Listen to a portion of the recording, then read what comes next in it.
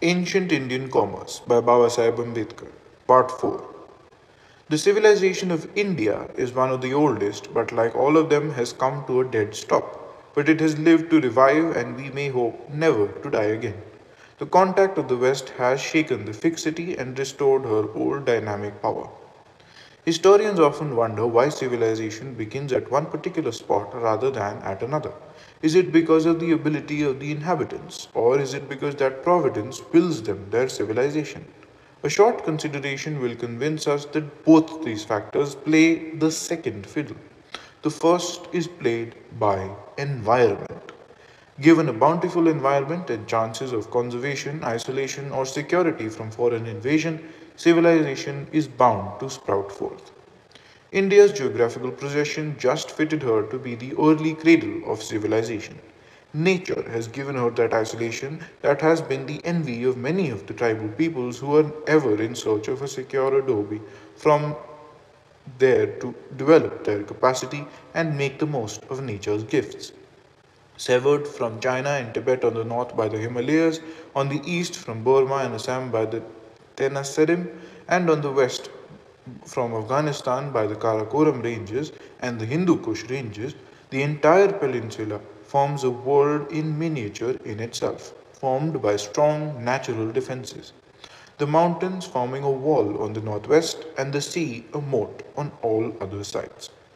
This inverted triangle conserves the most varied and most abundant of natural resources. Animal life is not only abundant in British India, but it is remarkably varied. The number of kinds of animals inhabiting India and its dependencies is very large, far surpassing, for instance, that of the species found in the whole of Europe, although the superficial area of Europe exceeds that of the Indian Empire by about one half. Equally is a rich diversity of flora and fauna and a climate that makes possible the existence of such variegated animal life.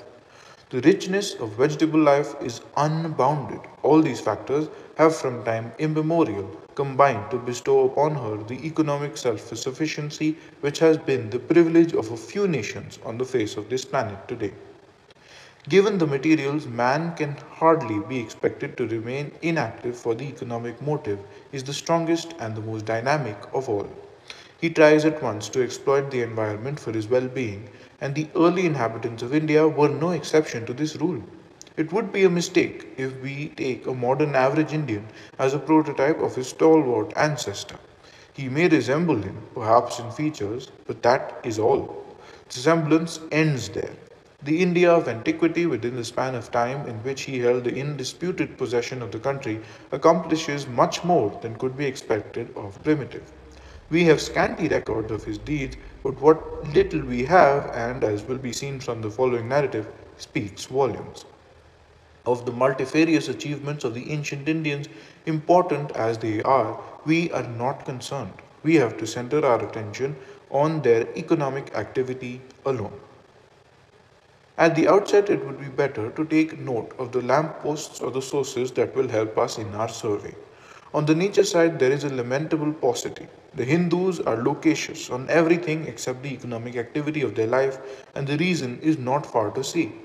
Education was monopolized by a class of people who were more or less drones in the hive, gorging at a feast to which they had contributed absolutely nothing.